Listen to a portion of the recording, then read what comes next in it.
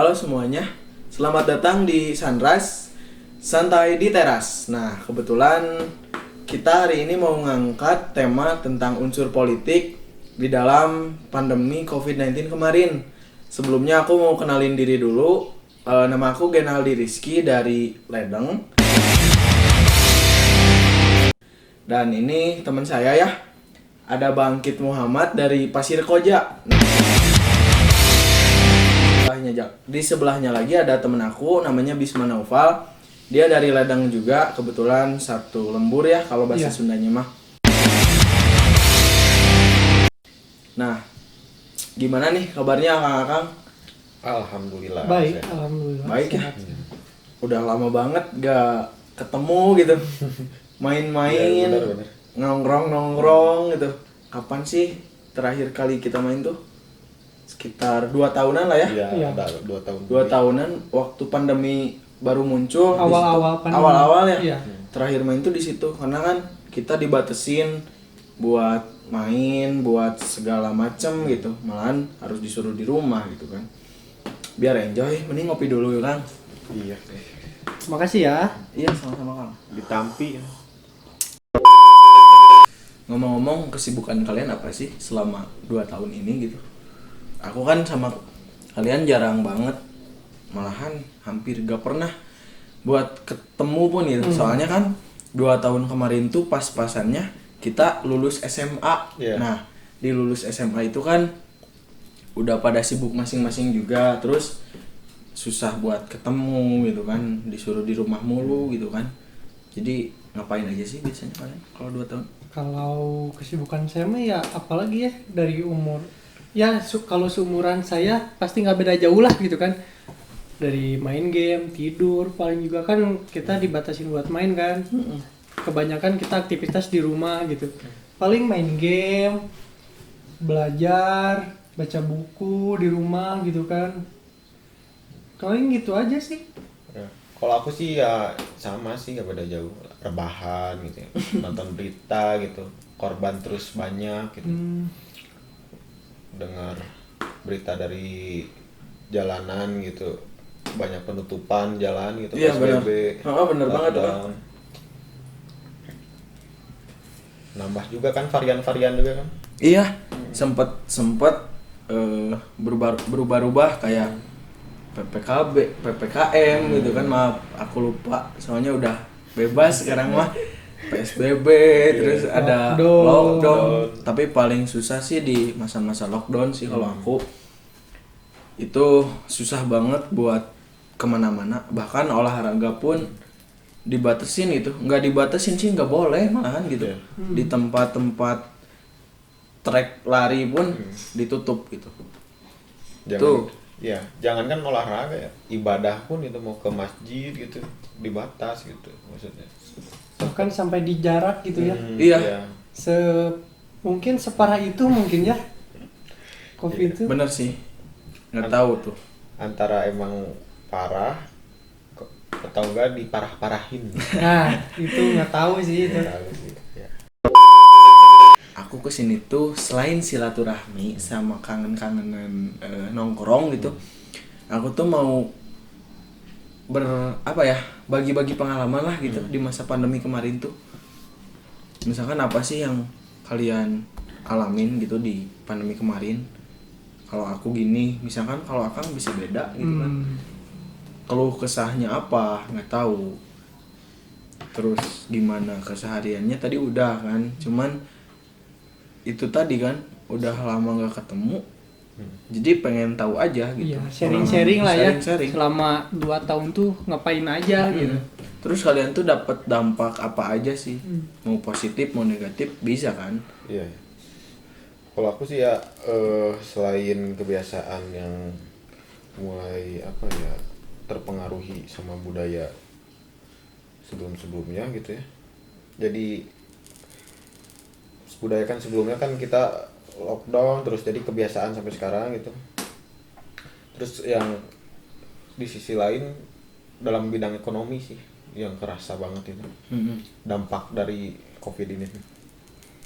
Apalagi kan orang tua saya kan bapak saya kan wirausaha gitu. Hmm. Kerasa banget pas zaman-zaman pandemi itu. Terus kebijakan-kebijakan pemerintah juga kayak yang terlalu nganggap enteng masalah pekerjaan gitu. Kan banyak banget tuh wirausaha yang bangkrut ketika masa pandemi kan. Termasuk ayah saya gitu. Iya. Nah, kalau berbicara ke situ sih pemerintah terlalu ini ya, terlalu menguntungkan masyarakat atas gitu. Tapi ke masyarakat bawah tidak terlalu di ini gitu. Dalam segi bantuan pun termasuk kecil banget lah. Iya. Untuk masyarakat bawah itu udah kerasa. Jadi ya berat banget lah lumayan. Cuman ada beberapa bantuan kan dari 2 tahun ini gitu. Nah, Selama kita mengalami masa pandemi ini gitu. Di saya juga ada sih kayak gitu, kayak orang yang bisa tanda kutip orang punya lah, itu kan serba punya gitu, tapi dia tuh paling semangat kalau ada bantuan gitu. Jadi tiap bantuan tuh dia tuh selalu dapet gitu, padahal orangnya tuh orang yang punya gitu, sedangkan orang yang ya notabene-nya yang emang butuh gitu hal bantuan itu, dia malah nggak dapet gitu. Aneh ya. Kayak kok nggak direkap dulu gitu, harusnya kan digitu dulu kan. Nggak sama rata gitu ya, malah kena yang udah berada istilahnya gitu. Ya, itu kalau menurut aku sih bentuk dari kurang kesigapannya pemerintah sih. Iya. Kalau itu. Jadi kurang teliti gitu dalam mencatat data masyarakat yang menengah ke bawah gitu. Nah, benar. Kenapa juga nggak sedetail itu gitu? Emang sih kita juga harus lihat sudut pandang dari sana. Masyarakat tuh banyak, cuman kenapa gitu? Rata-rata yang dapet tuh yang menengah ke atas gitu. Kenapa nggak yang menengah ke bawah tuh dapat juga? Cuman ini mah kembali lagi ke yang corona ya. Saya tuh penasaran, emang corona ini tuh separah ini kah? Nah, itu dia yang aku pertanyakan, yang aku bingungkan tuh itu selama ini tuh Kang. Kayak gimana ya? Kan kita tuh istilahnya ada lockdown lah ya. Kan kita diem di rumah terus, tapi tiap hari tuh bertambah terus gitu yang kena corona tuh. Itu dapat data itu dari mana gitu kan? Iya sih. Itu emang yang bikin bahaya itu sugesti gitu ya. Soalnya kan kalau penyakitnya, kalau menurut aku sih kurang apa ya, nggak terlalu bahaya banget sih. Cuman karena berita yang tersebar di media gitu ya, terlalu diparah-parahkan, jadi sugesti mendukung gitu. Sugestinya itu mendukung, jadi kebanyakan yang sakit itu, yang jadi sakit itu karena sugesti gitu. Iya, karena panik itu Ya, kan. panik. Jadi bikin ngedown tubuh imun, Iya betul. bikin imun turun. Iya. Di situ Ngedrop, ya. ngedrop, nyalahin pasti ke COVID. Iya. Padahal itu gara-gara sugesti sendiri gitu. Nah, kembali lagi ke yang tadi ya, COVID. Aku ada kebingungan lagi di pandemi COVID ini tuh. Kita kan di Indonesia gitu. COVID tuh kayak nggak beres-beres. Ada lockdown. Yang pertama tuh PSBB. Itu dibatasin tapi masih bisa aktivitas. Nah, tiba-tiba pas COVID melonjak tuh lockdown. Iya. Abis lockdown ada apa lagi sih? Aku lupa. PPKM. Balik lagi dulu ke PSBB. Oh, PSBB lagi ya? PSBB lagi. Baru Terus PPKM. PPKM. Iya. Nah, pasnya teh PPKM teh nggak berhenti. Ada Iya. satu, Ada ada dua, levelnya. ada levelnya gitu, kayak ayam Makaroni. geprek gitu kan. Ada level 1, level 2, level 3, Iya. level 99 kalau ada malah gitu. Nah, aku lihat di luar negeri nggak ada tuh yang kayak gitu. Aku bingung tuh kayak, kok di Indonesia lama, di luar negeri udah beres. Contohnya di mana ya? Di Eropa lah gitu. Yang kena COVID itu udah tahun 2021 tuh beres hampir gitu. Enggak semua sih. Cuman kayak hampir beres. Nah, udah hampir beres tuh udah gitu. Udah pada lepas masker, udah kerja biasa, main biasa. Kenapa di Indonesia ada PPKM level 1 2 3. Iya. Berarti itu secara nggak langsung ada apa gitu di Indonesia tuh. Kalau menurut aku sih banyak banget kan berita-berita bahwa COVID ini disandingkan sama ini bisnis gitu. Oh iya. Dan kalau dipikir-pikir ya emang masuk akal gitu kalau dikaitkan dengan bisnis gitu ya. Soalnya yang pertama kan ketika melonjaknya COVID tuh banyak orang-orang yang menimbun masker gitu. Iya. Dan orang-orang itu malah bagian dari pemerintah gitu. Malah dari sananya Ya. gitu ya. Iya. Dari yang bikin Iya. himbauan gitu kan. Iya. Yang bikin statement bahwa kita tuh kalau misalkan pengen keluar harus pakai masker. Ya, Terus malah dia sendiri yang menimbun masker Iya. itu kan, Iya. kayak ada unsur bisnis gitu di dalam pandemi ini. Tapi itu juga bisa jadi itu strategi dari pemerintah sendiri kan dalam menangani si COVID ini gitu. Cuman nggak tahu budaya di Indonesia gimana gitu. Maksudnya budaya tuh budaya masyarakat dalam menerima si strategi COVID dari pemerintah tuh Iya. reaksinya gimana, responnya kan nggak sesuai yang Iya. direncanakan. Mungkin bisa aja kayak masker nih, pemerintah anjurkan pakai masker kain waktu itu gara-gara langka Iya. si masker yang medisnya. Iya. Tapi itu emang sih efektif juga pas pemerintah nyaranin itu karena konveksi Iya, kain di kain. Indonesia tuh maju gitu. Iya. Kayak berlomba-lomba bikin masker kain gitu kan. Jadi usaha ekonominya maju lagi. Itu emang bisa masuk juga sih ke budaya Indonesia. Tapi yang anehnya kenapa pas kejadian sekarang ketahuan bahwa yang nimbun tuh dari sana. Iya. Mungkin ya kalau dari sekecil pengetahuan aku sih pemerintah itu gak mau rugi gitu. Kenapa dibilang gitu? Soalnya kan pemerintah itu memberikan bantuan tuh banyak mengeluarkan anggaran untuk masyarakat gitu yang terdampak COVID. Nah, tapi pemerintah itu gak mau rugi, jadi dia dengan cara seperti itu untuk mengembalikan modal gitu, anggaran pemerintah sendiri gitu. Ya kalau menurut pandangan pribadi aku ya terlalu ini ya, terlalu riskan gitu. Dengan cara yang seperti itu, maksudnya teh kenapa ke rakyat sendiri gitu tega melakukan hal seperti itu. Iya. Ya kita juga nggak tahu ya maksudnya pemerintah apa. Mungkin emang buat negara juga bagus, cuman rakyatnya kan belum tentu bisa nerima juga apa yang Iya. dibikin dari kebijakan Iya. si pemerintah itu. Tapi kan itu kita dari tadi membahas tentang apa ya, sisi negatifnya lah Heeh. dari apa yang pemerintah lakukan, dari apa yang pemerintah bilang gitu kepada masyarakatnya. Cuman di sini kayak saya pun merasa ada sisi positifnya gitu dari apa yang dari tadi kan kita membahas tentang sisi negatifnya dari pemerintah ya. Iya. Dari statement pemerintah, dari sisi politiknya pemerintah gitu kan. Cuman kan di sini saya juga merasa ada dampak positifnya gitu. Apa yang upaya pemerintah berikan kepada masyarakat. Iya. Salah satunya yaitu cuci tangan. Itu kan. Iya iya.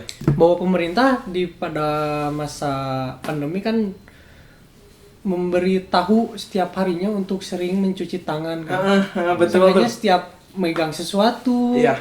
setiap melakukan aktivitas atau apapun, kita kan harus diwajibkan untuk mencuci tangan kan. Bahkan kita pun diwajibkan membawa hand sanitizer untuk mensterilkan tangan kan. Nah dari situ ada dampaknya hingga sekarang bahwa manusia tuh jadi sering cuci tangan. Jadi di suatu tempat tuh ada aja tempat untuk cuci tangannya, dari fasilitas juga, dari sekolah atau tempat umum. Setiap sudut tuh pasti ada tempat untuk cuci tangan kan. Bahkan disediain sabunnya juga gitu. Iya. itu membuat kita tuh sering-sering cuci tangan dimanapun cuci tangan, jadi ada dampak positifnya lah. Membuat kita tuh bersih gitu. Kayak kultur juga ya Iya. kitanya tuh. Jadi sekarang nggak ada COVID tapi kita jadi sering cuci Iya. tangan gitu. Kebiasaan ya. Jadi bikin kita sadar juga Iya. akan hal itu gitu. Terus kita juga kalau kemana-mana udah sering di masker gitu kan. Awal-awal kita kayak kepaksa gitu untuk pakai masker, tapi kan seiring berjalannya waktu kita mau kemana-mana pun udah terbiasa pakai masker gitu. Iya. Jadi malah dampak positifnya tuh ke kitanya tuh jadi terbebas dari debu Iya. kan. Jadi si polusi itu nggak langsung masuk ke tubuh, Iya. bisa gitu kan. Jadi dari apa yang pemerintah upayakan ada dampak positifnya gitu ke kitanya gitu. Malahan aku juga Kang dulu kan sempet awalan orang tua bawel kalau keluar tuh pakai masker gitu. Nggak nyaman Kang di sini tuh. Ih apaan sih alay gitu kan dulu kalau pakai masker tuh kayak alay Kayak gitu. konteksnya tuh wibu. Wibu Nah, gitu kan. iya. Nggak menyenggol ya, cuman ya maksudnya konteksnya gitulah gitu.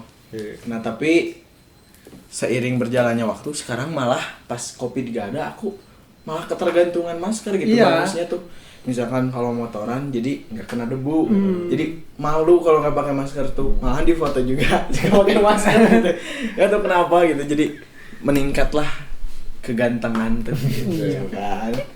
Iya, bener-bener. Kameramen cicing weh.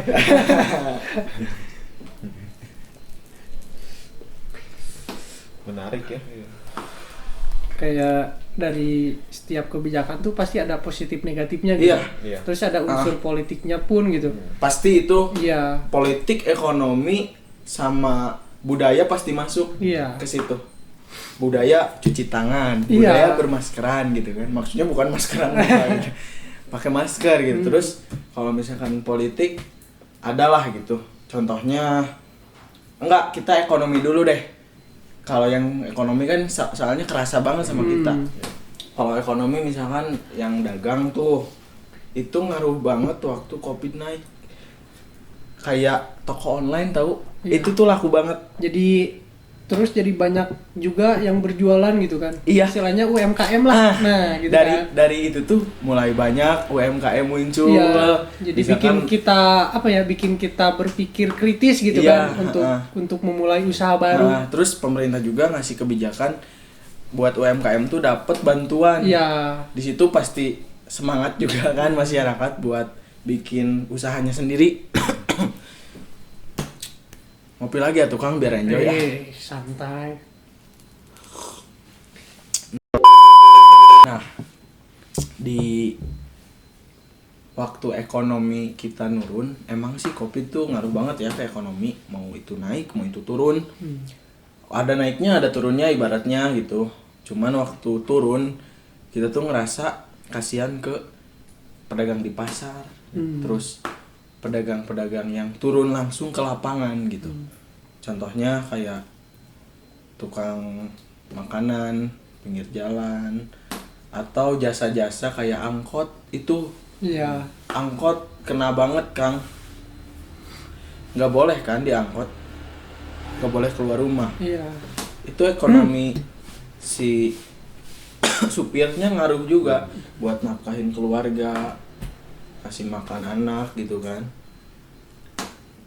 Kalau misalkan pas ekonomi naik di bidang yang online, contohnya kita nggak perlu jauh-jauh, nggak perlu datang ke tempat langsung, tapi udah tinggal tik tik tik tik gitu kan. Lebih hemat waktu, Hemat waktu, tenaga juga. Terus itu jadi budaya juga Iya, sekarang sampai sekarang. sekarang itu kan mau makan lapar, ada food nah gitu kan, food Iya. di aplikasi itu food gak bisa sebut lah, food pokoknya. Jadi apa ya?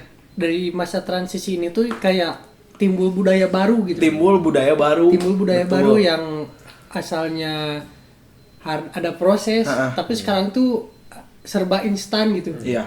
Apa-apa instan karena gara-gara berawal dari pandemi itu. Nah itu efek sampingnya juga sih, jadi segala mau instan gitu Iya. gara-gara hal itu. ada baiknya ada buruknya juga gitu. Kalau misalkan ini maaf melenceng dulu sebentar, contohnya kalau kenalan ya kita tuh biasa dulu langsung, sekarang mah bisa lewat IG, Facebook, WA gitu kan. Jadi kebiasaan budayanya tuh di situ, gampang kenalan sama orang gitu. Nah, tapi efek sampingnya juga kita jadi kalau ketemu orang langsung jadi bingung gitu kan. Kebiasaan di Kelamaan ya. Iya, kebiasaan di online terus lari ke dunia nyata, transisi tadi. Jadi susah gitu. Di dunia transisi kita diuji lah ibaratnya. Tapi kalau kita lihat sisi positif yang sekarang kita rasain ya, menurut aku mah kebijakan yang dulu pemerintah keluarin itu terdapat retorika politik gitu. Pendekatan. Benar. Ada juga ya Iya. unsur itunya. Terutama retorika deliberatif. Kayak Luhut dalam konferensi persnya selalu menghimbau masyarakat untuk tadi membiasakan budaya cuci tangan, pakai masker gitu. Itu kan ke depan untuk jangka panjangnya kan emang baik ya untuk kita, untuk kesehatan. Terus untuk kita itu dituntut lebih mandiri gitu dalam berekonomi gitu, maksudnya dalam kegiatan berdagang, usaha gitu ya. Terus kita juga dituntut berpikir kreatif. Dan baru kita rasain ya sekarang gitu. Dulu kan kita hanya mandangnya negatif terus kan ya ke pemerintah. Iya. Karena korban trust issue gitu. Korban trust issue. Pengalaman banget sih Ya. Kang. Jadi ya itu sih sisi unsur politiknya ada di retorika deliberatif gitu. Ada juga gitu ya di situ. Nah, benar juga tadi yang disebutin Bangkit ya. Si karyawan tuh kebanyakan di PHK. Jadi harus dituntut mandiri buat usaha baru. Nyambung juga sih ke situ. Kebetulan ada saudara juga kasihan gitu di PHK, dia bikin usaha baru warung di rumahnya sama istrinya. Bikinlah daftar UMKM yang bantuan. Emang kebantu banget sih, terus sampai sekarang loh dagangnya. Jadi kayak kepecut gitu kesadarannya tuh buat usaha, punya usaha. Jadi bos lah ibaratnya kalau punya usaha sendiri tuh nggak gantung ke orang. Terus kata aku ini nyambung juga sih si pemerintah ini ke unsur politik propaganda. Kenapa nyambung? Kalau aku bilang ini tuh masuknya kasarnya gitu ya, cuci otak gitu kan.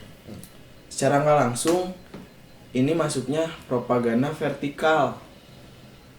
Karena kan lewat media tuh vertikal tuh.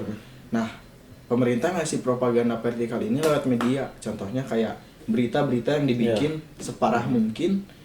Itu kan secara nggak langsung nyuci otak kita kayak takut keluar rumah, takut kena, takut sakit parah. Akhirnya kita tuh ke propaganda, diem di rumah gitu, ibaratnya kayak gitu kan. Terus si pemerintah juga suka nekenin di berita-berita stay at home. Malahan kayak ada tagarnya stay at home. Itu ditekenin tiap hari lah ibaratnya. Dengan pemberitaan yang kayak kasus COVID meningkat, banyak yang meninggal. Itu emang benar kan? Cuman maksudnya itu juga bisa secara nggak langsung mempengaruhi kita. Kayak ngerasa nggak sih takut keluar gitu waktu zaman itu kan kita berarti terbawa arus dari si propaganda itu. Tapi dari vertikal. Kalau ngomongin propaganda ya kan itu tipenya yang vertikal ya. Ada satu lagi kan tipe propaganda horizontal. Jadi itu bergeraknya itu secara langsung gitu. Jadi pemerintah itu nurunin langsung para pekerja gitu, pekerja kayak Satpol PP, Dinas Perhubungan gitu ya, untuk menghimbau gitu ke masyarakat. Jadi walaupun kita waktu pas kemarin lagi parah-parahnya corona gitu, ketika kita maksain keluar juga, pasti selalu dihimbau gitu sama pihak-pihak dari pemerintah itu untuk menjaga apa ya, prokes gitu. Iya. Nah itu kan salah satu bentuk dari propaganda horizontal kan.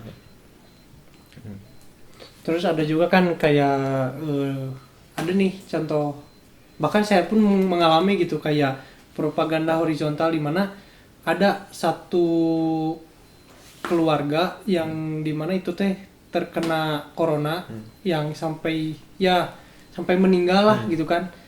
Terus saya tuh berencana ingin bermain gitu pada masa lockdown itu, kan itu lagi masa naik-naiknya yang terkena kan. Iya. Terus ada keluarga tetangga saya yang terkena bahkan sampai meninggal. Terus di mana ada saya pengen keluar rumah, ada keluarga tersebut menyarankan saya untuk diam di rumah terus gitu. Iya. Di situ kan dari cerita tersebut saya jadi merasa takut juga gitu kan Iya. untuk keluar. Jadi saya pun mengurungkan diri untuk tidak keluar rumah gitu. Tapi itu juga sih yang diomongin propaganda kan, itu caranya tuh beda-beda kan. Iya. Si pemerintah tuh dalam ngepropagandain Iya. masyarakatnya. Aku ngira bahwa si pemerintah tuh ada cara persuasinya dengan cara merakyat. Ada plan fog.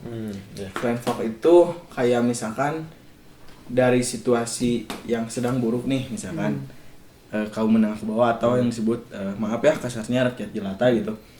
Pemerintah tuh waktu ada pemilihan apa ya, daerah-daerah gitu, Iya. pilkada misalkan, tiba-tiba datang ke pelosok-pelosok ngasih bansos.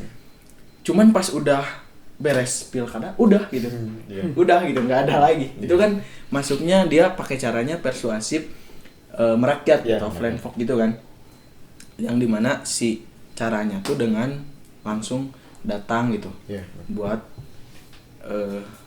si rakyat tuh apa ya, mihak dia gitulah. Kalau aku mandang ya, cuman nggak tahu kalian nih ada pandangan lain nggak gitu tentang cara-cara pemerintah dalam propaganda itu. Kalau berbicara tentang persuasif tadi apa? Merakyat, ya, plan fog, plan iya. fog gitu. Pasti kan biasanya diiringi dengan persuasif iming-iming gitu ya, dengan kata-kata baik gitu, menjanjikan. Masuk ya. itu, masuk benar. Ya itu yang namanya juga politik ya, pasti ada Politik. sisi iming-imingnya gitu Hmm, untuk mendapatkan suara itu yang tujuan utama Tujuan utama utamanya. dia gitu kan, pasti suara Iya. yang mau didapatnya. Nah tapi ya pindah lagi ke propaganda tipe yang lain. Kan propaganda tuh banyak. Nah aku mah lihat propaganda selain pemerintah ke rakyat, aku juga lihat nakes-nakes tuh. Pemerintah tuh ngasih propaganda juga kayak kenakesnya juga gitu, yang misalkan di rumah sakit itu kan pengorbanan banget ya. Iya, iya. Kayak banyak yang meninggal Iya, tuh iya. bukan pasiennya aja, Iya. melainkan yang ngerawatnya Iya. juga kadang kena gitu, padahal udah pakai APD, udah pakai pengaman, tapi tetap kena gitu, kayak meninggal juga. Nah itu masuk sih tipe propaganda agitasi menurut aku ya, karena di agitasi itu kan mengorbankan, Iya. mau jiwa raganya untuk tujuan yang tertentu yang Iya. penting banget gitu, untuk bela negara juga. Mungkin nakes itu juga termasuk propaganda agitasi, karena dia tuh mau gitu bersedia mengorbankan jiwa raganya demi Indonesia kan. Contohnya di Indonesia aja, termasuk saudara aku ada yang di nakes juga. Untungnya alhamdulillahnya sehat, nggak sampai meninggal, tapi kena dulu COVID.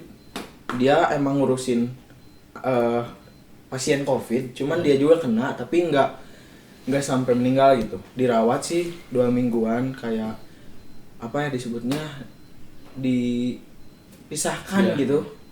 aku lupa deh sebutannya apa, pokoknya di karantina. Nah, Ya, di karantina ya baru keinget. Jadi itu masuk propaganda tipe agitasi. Iya. Ngorbanin gitu kan. Salut banget sih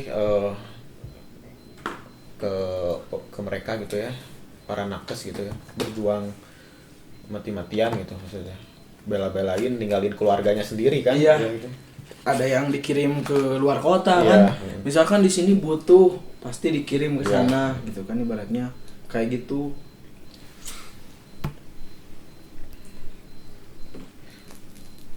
Padahal dulu kan pas awal-awalan kan banyak banget kan video beredar gitu, masyarakat apa ya, melempari batu ke nakes gitu. Oh iya. Banyak Karena banget. nggak terima gitu anggota keluarganya di apa ya, di positif COVID gitu ya. Iya. Padahal kan mereka itu kan hanya menjalankan tugas ya dari pemerintah gitu. Kalau dipikir-pikir sekarang ya mungkin mereka itu harusnya menyesal gitu telah melakukan tindakan yang kurang cerdas lah. Iya. Ya. Karena kan nakes juga berjuang mati-matian Iya. kan untuk menyembuhkan seseorang gitu. Bahkan sampai ada yang tidak keterima di rumah sakit karena iya. kan terlalu penuh gitu. Terus kembali lagi ke yang tadi yang pilkada itu kan. Kan ada yang namanya persuasi politik testimonial gitu, di mana suatu calon memberikan arahan, bukan arahan, kayak memberi apa ya, sumbangan lah, sumbangan. Jadi membuat si masyarakat itu tuh mematuhi protokol, tapi diberi apa ya, diberi fasilitas gitu oleh si calon itu. Kayak contohnya diberi fasilitas tempat cuci tangan Iya. gitu Iya. kan, sambil diperagakan, bahkan sampai diinput ke media-media gitu kan, hingga orang-orang tuh tahu gitu bahwa si calon ini tuh peduli gitu dengan masyarakat gitu. Iya. Menariknya di situ sih banyak banget gitu unsur-unsur politik dalam pilkada. Jadi dimanfaatkan gitu ya Iya. dalam masa pandemi ini tuh. Jadi kita itu jangan terlalu mandang negatifnya mulu gitu kepada para pihak partai politik gitu. Nah, tapi ya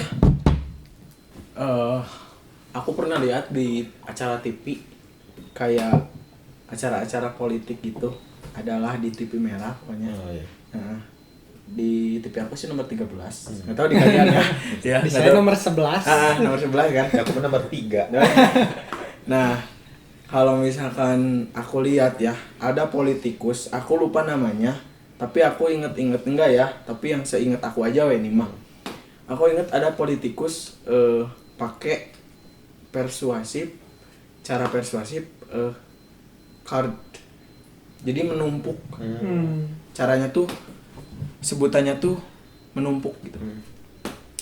Mungkin aku lupa inget ya, pokoknya kayak menumpuk kartu gitulah disebut bahasa Indonesianya. Aku pernah belajar juga kan, baca-baca buku gitu, menumpuk kartu ada. Nah itu tuh jadi kayak politikus itu tuh meneliti gitu si suatu apa ya, meneliti suatu kejadian tapi nggak tahu itu tuh logis atau enggak, terus nggak tahu juga itu tuh benar atau enggak gitu, karena dia ingin bikin kasus. Misalkan si politikus itu bilang ini mah konspirasi gitu kan, COVID tuh konspirasi sebenarnya dari negara Cina misalkan gitu kan. Aku pernah lihat tuh, oh menarik nih, aku nonton aja lah di situ. Kayak konspirasi dari Cina, terus yang bikin COVID tuh Cina sendiri, bikin virus kayak dari laboratorium sendiri gitu. Terus dia jual vaksinnya juga sendiri gitu. Dia yang bikin penyakit, dia yang bikin vaksin gitu. Jadi obatnya. Nah, secara nggak langsung itu kan bisnis mainnya. Itu juga bisa ngepropaganda pikiran kita. Jadi Iya. iya kan? Oh iya ya, kalau misalkan yang gampang terbawa arus, iya ini mah teman-teman aku contohnya, COVID mah nggak ada, kata politikus ini juga, oh ini mah dari Cina penyakitnya. Terus sengaja disebarin buat dijual vaksinnya ke dunia gitu. Jadi biar ekonomi dia maju. Itu kan pakai cara menumpuk kartu. Yang dimana mau bikin kasus tapi caranya tuh dengan meneliti yang nggak tahu logis atau enggak gitu. Itu tuh nggak tahu logis atau enggak gitu. Terus nggak tahu juga itu akurat atau enggaknya. Itu hanya konspirasi lah ibaratnya. Kalau aku lihat dari tadi apa ya, pandangan respon dari masyarakatnya yang mudah terbawa arus itu kan termasuknya budaya parokial ya. Jadi mereka itu nerima aja gitu, apa, pemberitaan dari pemerintah itu Nyerap aja gitu ya, nggak tanpa ngefiltering gitu, tanpa nyaring dulu kebenarannya akurat atau enggak gitu. Itu berarti kena si propaganda dari Kena. situ. Kena ya? Kena. Berarti cara si politikus itu efektif buat masyarakat yang gampang terbawa gitu kan. Kalau yang nggak gampang terbawa mah apaan sih gitu kan. Kalau aku sih nggak tahu kebenarannya gimana. Cuman kalau aku pribadi, aku percaya COVID ada, tapi aku juga kadang merasa kayak kok nggak separah itu gitu. Iya.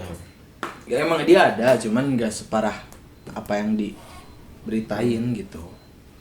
Cuman ya alhamdulillah sih sehat-sehat aja sampai sekarang. Oh iya, ngomong-ngomong nih tentang COVID, pasti kan sekarang ada vaksin. Kalian udah vaksin belum sih? Udah Udah dong. dong. Sebagai mahasiswa harus inilah. Vaksin booster Ya. udah komplit. udah komplit. Cuman kalian merasa nggak sih bahwa vaksin ini tuh kita tuh teriming-imingi oleh apa yang pemerintah bijakin gitu, apa yang pemerintah keluarkan statement tentang vaksin gitu. Bahkan di dalam persuasi politik terdapat ada iming-iming kan, sama testimonial bahwa itu tuh suatu korelasi lah, di mana pemerintah mengeluarkan kebijakan dengan diiming-imingi apabila tidak dilaksanakan akan terkena COVID kan. Lalu di situ terjadilah testimonial. Contohnya kayak vaksin. Kalau kita divaksin kita akan kebal untuk terkena corona kan. Testimonialnya apa? Di media massa kita bisa lihat bahwa yang ditayangin pertama tuh presiden divaksin pertama kan. Itu membuat kita tuh buat apa ya, percaya gitu buat untuk ikut juga. iya, untuk ikut melakukan divaksin juga gitu kan. Sih emang ada presiden kita juga udah kita ikut dah aman gitu kan. Tapi kalau aku sih sempat berpikir kayaknya vaksin buat presiden mah beda deh. Iya, pernah terpikir gitu ya. Buat masyarakat bawah mah beda kayaknya. Takutnya kan dikasih vaksin flu burung. Salah. Disalah targetkan.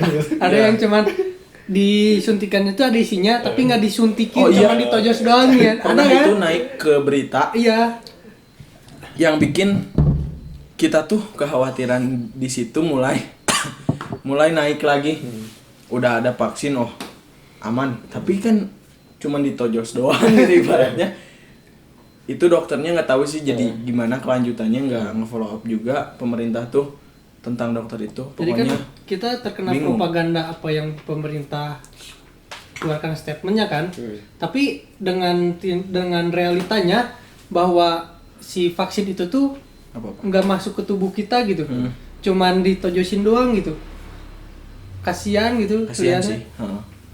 Mereka udah ketakutan mungkin ya, ketakutan terkena corona, akhirnya dia divaksin. Tapi waktu saat divaksin si orang tersebut tuh malah cuman disuntik doang gitu. Iya. Nggak kena kebalnya. Iya. Nggak dapet gitu.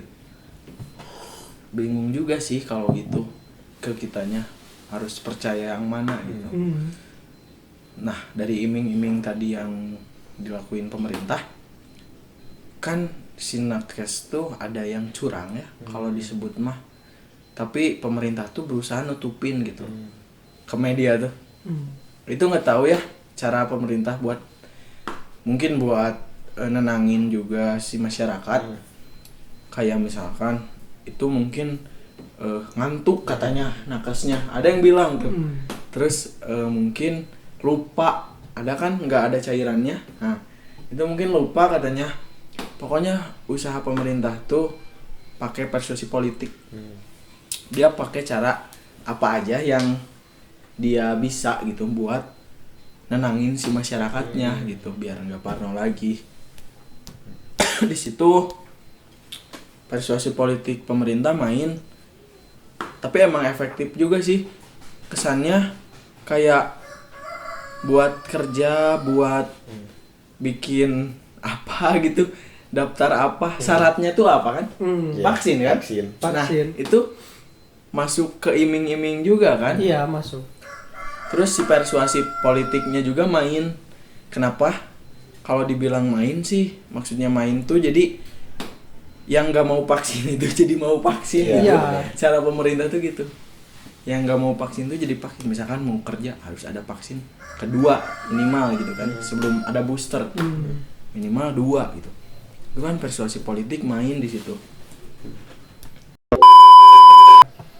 Nah, kalau dikaitin sama unsur politik itu termasuknya pembicaraan politik tipe metafora gitu. Jadi mereka itu mengeluarkan hasil-hasil yang positif gitu. Iya. Hasil dari kebijakannya gitu. Sedangkan yang negatifnya tidak digubris gitu, tidak, agar masyarakatnya itu percaya gitu bahwa wah benar kebijakan pemerintah itu tepat gitu. Ngomong-ngomong nih, kita kan udah bahas politik ya, ekonomi, budaya. Itu awalnya dari Covid. Emang berarti Covid ini tuh ngelingkup semua dari budaya, politik, ekonomi, bisnis. Ya bisnis, ekonomi juga sih. Iya. Sangat ngaruhnya tuh gede aja gitu. Iya, Luas. dampaknya gede gitu. Dampaknya negatif, positif ada. Ada, pasti ada. Lagian 2 tahun loh, bukan waktu yang sebentar. 2 tahun itu Iya. pasti wah banyak banget ini. Tapi gak kerasa juga sih. Ya dalam waktu 2 tahun itu kita bisa bikin budaya baru. Iya. Gitu kan. Jadi gimana ya? Ada plus minusnya lah. Terus kalau dari aku sih buat penonton ya, budayakan dari sekarang menjadi partisipan gitu ya. Jadi kita itu ikut andil gitu dalam kebijakan-kebijakan pemerintah itu. Setidaknya kalau kita belum mampu untuk bergerak langsung, kita itu bisa berpikir kritis gitu. Iya. Jadi jangan gampang terbawa arus lah gitu, Nah.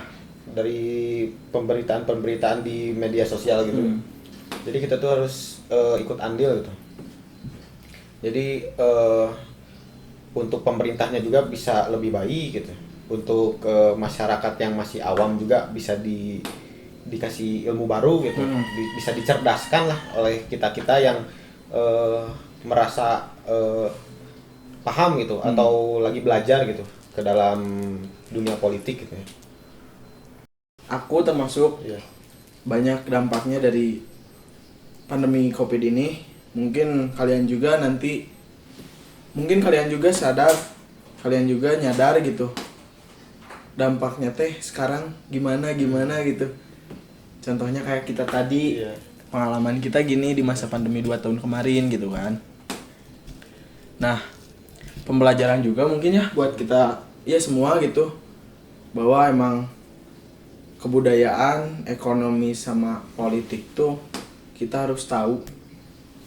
Dari kita tahu, kita bisa nentuin mana yang benar, terus kita juga bisa survive, kita juga bisa menjadi lebih baik. Contoh kalau dari budaya cuci tangan yang tadi akang sebutin, kalau dari ekonomi kita bisa jadi mandiri, Iya. bikin usaha sendiri, nggak ketergantungan, kreatif lah ibaratnya. Kalau dari politik kita nggak bawa ke gampang arus Iya. arus media atau berita yang beredar gitu dari pemerintah tuh gimana, nyampe ke kitanya gimana. Pokoknya kita tuh nggak harus jago juga, cuman seenggaknya kita harus Berpikir kritis. berpikir kritis biar tahu dari misalkan 3 aspek yang tadi tuh emang nggak harus disepelein gitu. Iya. Iya. minimal kita tahu dikit-dikit aja Iya. gitu. Seenggaknya nggak bodoh-bodoh ting lah. Sunda Iya, nama. iya. kasarnya mah gitu Iya. ya kan. Gitu sih kalau dari aku sama kakak-kakak ini gitu. Aku juga kebetulan Kang ada meeting dari organisasi teknika meeting. Nanti mau ada acara dari kampus juga. Itu lumayan gede sih acaranya. Jadi aku nggak bisa lama-lama Kang, maaf ya. Iya, nggak apa-apa. Iya, Beneran juga sih, aku juga udah harus pulang. udah itu banget ya, ujian banget di rumah. Saya juga udah ditunggu sama teman-teman. Mau nongkrong. Iya. Karena kan mereka nungguin saya gitu. Ah, Terus tugas-tugasnya ada di saya. oh, yang megangnya Iya. gitu. Jadi ilmunya dari saya. gitu. Keren sih. Sombongnya mah. Nggak apa-apa kalau sombong ilmu mah, kalau Iya. berbagi. Iya. Nah gitu. Mungkin semoga bermanfaat juga buat penonton semua yang nonton. Ini kita mengobrol berbincang dari tadi, ada manfaatnya, ada masuknya ke kalian yang nonton. Sekian mungkin dari kita. Jangan lupa cuci tangan ya. Itu harus Pakai masker. pakai masker. Jangan lupa. Itu emang ngaruh banget gitu. Itu emang udah budaya baru kita Iya. gitu. Sampai jumpa lagi di sunrise nanti. Apa Kang tadi? Masih pada inget gak? Santai. Di teras. Nah, nantikanlah episode kita selanjutnya kalau kita nyantai lagi. Tunggu aja ya. Aku sebagai yang punya rumah mau undur pamit diri. Dan ini teman-teman saya juga mau pada pergi. Dadah. Dadah.